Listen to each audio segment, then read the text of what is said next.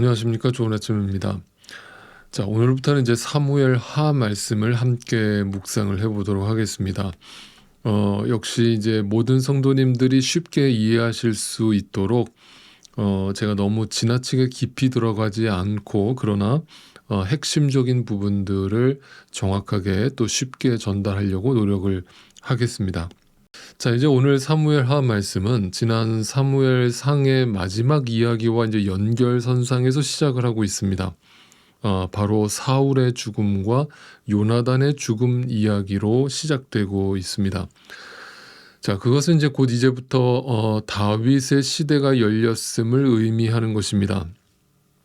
다윗은 이제 하나님의 선택받은 인물로서 그 구속사의 정점에 있는 인물 아닙니까? 자, 그런 다윗에게 드디어 그 하나님의 치밀하시고 완벽하신 계획 가운데 이제 그 도망자 세월을 끝내고 대략 한 10년에서 15년 정도 걸렸던 정말 긴 도망자 세월을 마침내 끝내고 드디어 이제 하나님이 약속하신 대로 이스라엘의 차기 왕으로 등극할 수 있게 되는 그런 상황이 이제 펼쳐지고 있는 겁니다. 상황적으로 보면 다윗에게 있어서 또 이스라엘에게 있어서 굉장히 희망적이고 굉장히 소망이 가득한 상황을 느끼게 해주지만 그러나 이제 사무엘상은 성경은 또다시 누군가의 죽음의 이야기를 우리에게 들려주면서 그 죽음의 배후에 담겨있는 그 하나님이 우리에게 들려주고자 하는 진짜 목적과 그 교훈을 그 죽음의 이야기를 통해서 또 뭔가를 담아내고 있다라고 하는 사실입니다. 그 죽음의 이야기는 바로 사울의 죽음이었습니다. 자, 여러분 한번 이제 다윗의 마음을 좀 유추를 해보겠습니다. 지금 다윗의 마음이 어떨까요? 여러분 같으면 지금 여러분이 다윗이라면 어떤 마음이실 것 같아요? 10년에서 15년 동안 누군가가 나를 죽이려고 쫓아오는 그 상황에서 날마다 도망쳐야 되는 그 도망치는 드라마를 우리가 쭉 여정을 살펴봤지만 정말 심지어는 누군가 앞에서 살기 위해서 미친 척을 해야 되는 상황까지 벌어졌었잖아요. 그러니까 정말 다윗에게는 그 10년, 15년의 세월이 지옥과 같았을 거란 말이에요. 상황적으로 놓고 보면. 그럼에도 불구하고 다윗은 그 고난 속에서도 하나님을 바라봄으로 믿음 가운데 승리를 했지만 상황적으로 놓고 보면 너무나 고통적인 상황이었단 말이에요. 근데 그 상황이 드디어 사울의 죽음으로 끝이 났어요. 그 원수가 드디어 내 앞에서 사라진 겁니다. 여러분 같으면 어떤 기분이 드시겠어요? 기분이 좋아요? 안 좋아요? 솔직하게 한번 말씀해 보시죠. 좋지 않겠습니까? 물론 드러내놓고 누군가의 죽음에 대해서 좋다라고 말하고 다닐 수는 없겠죠. 적어도 그러나 속으로는 좋아하지 않았겠습니까? 속으로는 잘 죽었다. 나를 그렇게 못살게 굴더니 결국 하나님의 심판을 받았구나 라면서 속으로는 쾌재를 부를 수 있지 않습니까? 여러분 솔직해지자고요. 우리 다 그렇게 고백할 거예요. 그런데 여러분 다윗은 오늘 이 사울의 죽음 앞에서 전혀 다른 행동을 보여주고 있다라는 사실입니다. 이 부분에 아주 중요한 메시지가 담겨 있는 겁니다. 한번 생각해 보죠. 자, 오히려 다윗은 자기를 죽이러 다니던 그 철천지 원수 사울의 죽음을 소식을 듣고 나서 오히려 애통해하면서 그를 진심으로 애도하고 있는 모습을 보여주게 됩니다. 인간적으로 보면 정말 놀라운 장면이 아닐 수 없고 다윗 참 멋있지 않습니까? 네, 적어도 이때만큼은 다윗 참 멋진 모습을 보여주고 있는데 이것이 어떻게 보면 첫 번째 우리가 얻어야 될 메시지는 믿는 자의 삶이 얼마나 멋있을 수 있는가를 보여주는 중요한 장면이라고 할 수 있겠습니다. 자, 일단은 그러면 이제 어떤 분들은 다윗이 그냥 그런 척을 한 것이 아닐까요? 정말 진심으로 애도를 했을까요? 이런 의문이 드실 수도 있는데 과연 다윗의 진정성이 어떻게 드러나고 있는가 그 애도하는 장면을 잠깐 살펴볼까요? 자, 사무엘하 1장을 펴시고 11절부터 읽어보겠습니다.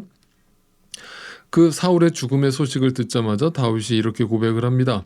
그러자 다윗이 슬픔을 억누르지 못하여 자기의 옷을 잡아 찢었고 그와 같이 있던 사람들도 모두 그렇게 하였다. 12절 그리고 그들은 사울과 그의 아들 요나단과 주님의 백성 이스라엘 가문이 칼에 맞아 쓰러진 것을 슬퍼하면서 해가 질 때까지 울며 금식하였다. 자, 여러분 이걸 어떻게 가식으로 말할 수 있겠습니까? 어떻게 슬퍼하는 척을 했다라고 이 장면을 여러분 보실 수 있겠습니까? 다윗의 그 진정성이 느껴지지 않습니까? 자, 그런데 이제 그 와중에 또 다른 이야기가 들려오는데 바로 그 사울의 죽음의 소식을 알려준 한 병사의 이야기가 이 1장에 등장하고 있습니다. 그는 아말렉 사람이었는데 다윗의 진영에 와서는 사울 왕과 그 아들 요나단의 죽음의 소식을 다윗에게 가장 먼저 전해준 사람이었습니다. 그런데 다윗은 뭔가 그에게서 이상한 낌새를 느꼈습니다. 그래서 계속해서 그를 추궁하기 시작합니다. 그를 의심하는 거죠. 자, 5절을 또 볼까요?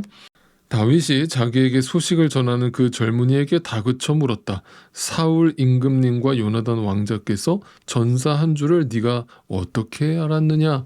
라면서 의심의 눈초리를 보내고 있습니다. 어떻게 보면 자기 원수가 죽었다는 기쁜 소식을 전해준 사람에게 네가 어떻게 그걸 알고 있니? 라면서 뭔가 의심하는 눈초리를 보내고 있는 것입니다.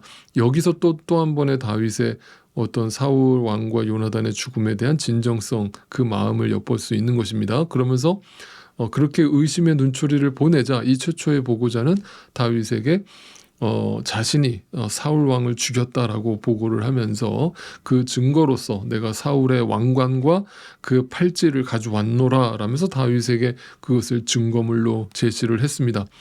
그러나 이제 우리는 이미 사울이 어떻게 죽었는지를 이미 사무엘상 마지막 부분에서 살펴봤기 때문에 이 최초의 보고자의 고백이 거짓이라는 것을 잘 알고 있습니다. 여러분, 사울이 어떻게 죽었습니까?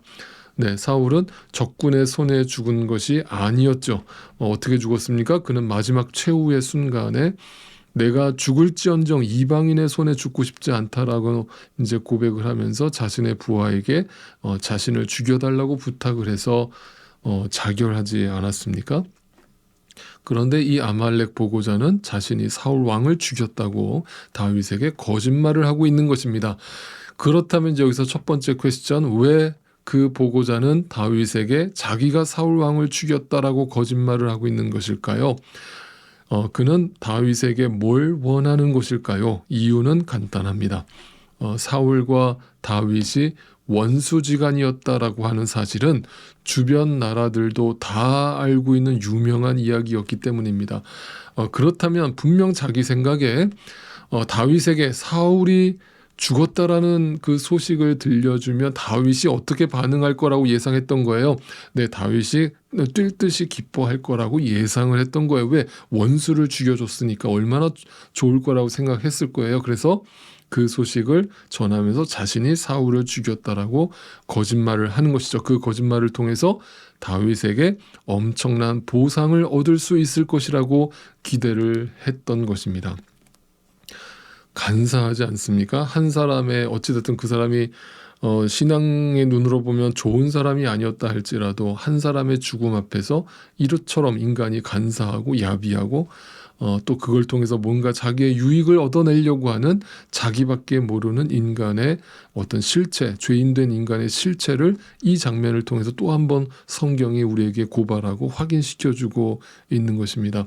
상황에 따라 말이 바뀌고 거짓말을 하고 말을 바꾸고 또 자신의 생각을 쉽게 바꾸는 인간을 우리에게 소개하고 있는 겁니다.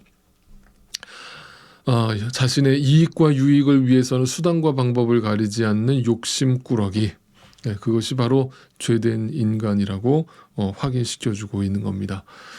우리는 살면서 이 세상에서 얼마나 이런 사람들을 많이 만나는지 모릅니다. 그런데 여러분, 성경을 보실 때 제가 놓치지 말라고 그랬죠? 이것은 다른 누군가의 모습을 보여주기 이전에 누구의 모습을 보여주고 있다고요? 네, 바로 나의 모습을 보여주고 있다고요. 우리는 순간순간 바로 이 최초의 보고자 아말렉 사람과 같은 나의 유익과 이익이 먼저 앞섬으로 누군가의 죽음조차도 나에게 기회로 삼는 그러한 모습들이 우리 안에서 얼마든지 나올 수 있다라는 것을 보여주고 있는 겁니다. 자, 그렇다면 성경이 왜 이런 이야기를 우리에게 굳이 들려주고 있는가? 여러분은 이 이야기를 통해서 우리는 뭘 배워야 하는 것이고 무슨 교훈을 들어야만 하는 것입니까? 그냥 단순하게 착하게 살자, 거짓말하지 말자, 이것을 성경이 가르쳐주고 있는 것입니까? 만약 그렇다면 우리는 굳이 성경을 읽을 필요가 없어질 것입니다. 그냥 공자나 맹자 책을 읽으세요. 윤리도덕적인 삶을 더 잘 가르쳐주고 있기 때문입니다. 여러분, 성경을 잘 읽으셔야 됩니다. 성경을 잘 보셔야 됩니다. 성경은 단지 우리에게 윤리적 가르침을 주려는 것에 목적이 있지 않다라고 제가 수도 없이 말씀을 드렸습니다. 오늘 사무엘하 1장은 두 사람의 모습을 비교해주고 있습니다. 다윗은 사울 왕이 인간적으로 보면 원수 중에 철천지 원수 같은 사람이었지만 2번씩이나 복수할 수 있는 기회가 주어졌음에도 불구하고 그렇게 하지 않았습니다. 이유는 단 하나, 하나님이 기름 부으셨기 때문이었습니다. 여러분, 하나님이 기름 부으셨다라고 하는 뜻이 뭐라고 했습니까? 기름 부었다라는 말이 이제 곧 메시아를 뜻하는 것이고, 그 메시아라는 것은 하나님의 구속사의 한 부분을 뜻하고 있는 것이고 동참되어져 있는 사람을 뜻하는 것이고, 그것은 하나님의 뜻과 계획이 포함된 사람이라는 뜻이 담겨 있는 겁니다. 다시 말해서 그 사람이 아무리 개차반이고 아무리 잘못된 인생을 살았다 할지라도, 못된 사람이라고 할지라도 하나님께서 구원하시기로 작정하신 사람이라면, 또 하나님이 구원의 구속사를 이루어가기 위해서 누군가를 사용하시기 위해서 쓴 인물이라면, 하나님이 정하신 그 사람이라면 우리에게 그 심판권이 있지 않다라는 절대 하나님 중심적 사고가 우리에게 있을 때에만 비로소 나올 수 있는 용서와 이해와 용납이라는 것을 보여주고 있는 겁니다. 그런데 사울을 죽였다라고 거짓말을 하면서 자신의 이익에만 눈이 먼 이 아말렉 사람을 한번 생각해 보십시오. 그는 하나님이 그를 기름 부으셨는지에 대해서 알지도 못할 뿐만 아니라 관심도 두지 않습니다. 오직 자신의 이익과 자신의 배만 부르면 그만인 것입니다. 돈밖에 모르고 이 땅에서 먹고 즐길 생각으로만 가득한 것입니다. 그러니까 구속사고 뭐고 구원이고 뭐고 그게 뭐가 중요해.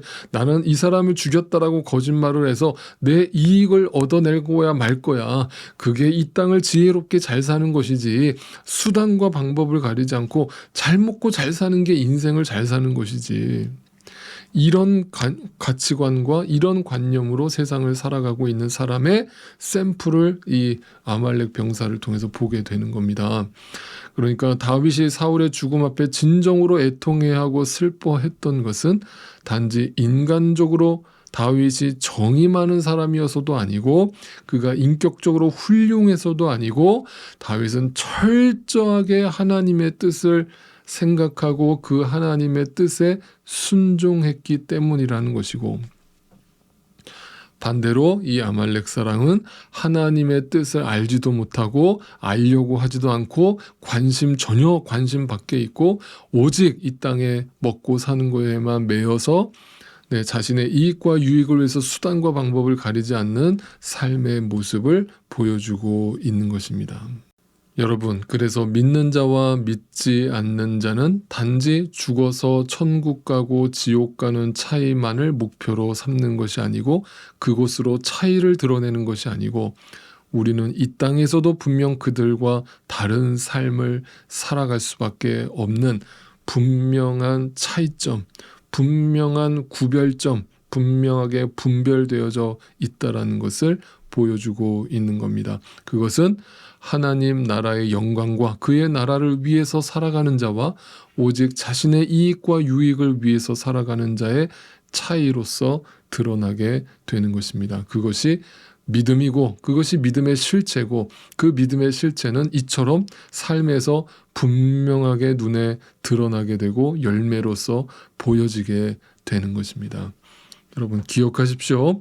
우리는 사나 죽으나 그리스도가 존귀히 여김을 받으시기를 원하고 또 바라고 또 그것을 날마다 소원하면서 기도하면서 날마다 나를 죽이면서 살아가는 존재들이라면 이 세상의 대부분의 사람들은 그렇게 살지 않는다라는 것을 분명히 기억하실 수 있기를 바랍니다. 그래서 누군가를 향해 비난할 수 있고 정죄할 수 있고 또 뒷담화할 수도 있고 심지어 누가 봐도 나에게 객관적 정당성이 부여되어 있다면 말을 함부로 뱉을 수도 있지만 굳이 나는 그렇게 하지 않겠다라고 결심하는 것, 그것이 바로 여러분의 믿음의 뿌리요 믿음의 실체라는 것을 여러분 분명히 기억하실 수 있기를 바랍니다. 다윗은 사울이라는 한 인간을 애도한 것이 절대로 아니라 그에게 정이 많아서 인격이 훌륭해서 사울의 인생을 애도하고 있는 것이 아니라 수많은 기회들을 보지 못하고 하나님의 영광을 보지 못하고 하나님의 역사에서 제외된 자신의 영광과 자신의 이름만을 위해서 살다가 죽은 그 불쌍하고 가련한 그 영혼에 대한 그 영원한 사망에 대한 슬픔과 애통한 마음을 보여주고 있는 것입니다. 여러분, 그래서 지금 내가 나를 위해서 슬퍼해야 될 것이 있다면 그것은 지금 내가 이 땅에서 당하고 있는 고난과 환난 때문만은 아니어야만 합니다. 여러분이 정말 믿는 분이라면 지금 내가 슬퍼해야 될 이유가 있다면 그것은 한 가지. 내 안에 내 믿음의 시선에 하나님의 역사가 보이지 않고 하나님의 영광이 보이지 않는다면, 그리고 지금 내 시선이 땅의 것에 붙들려서 근심과 걱정에 사로잡혀 살거나 오직 내 이익과 유익을 앞세워서 자기 희생과 자기 부인의 길을 걸어가려고 하지 않고 있다면 그것 때문에 슬퍼해야 한다는 것입니다. 그러니 여러분, 오늘 이 말씀을 통해서 나를 다시 한번 돌아보시고 나를 위해서 우실 수 있기를 바라고, 또 여러분 이것을 여러분은 보고 계시다면, 이 다윗처럼 그 믿음의 역사를 보고 계시다면 여러분 주변에 그것을 보지 못하고 살아가고 있는 그 영혼을 위해서 우실 수 있기를 바랍니다. 그가 아무리 이 땅에서 잘 먹고 잘 살고 있다고 할지라도 그 영혼을 불쌍히 보시고 긍휼히 여기시고 그 영혼을 위해서 울어주실 수 있는 저와 여러분이 되실 수 있기를 바랍니다. 오늘 여러분은 뭐 때문에 슬퍼하고 계십니까?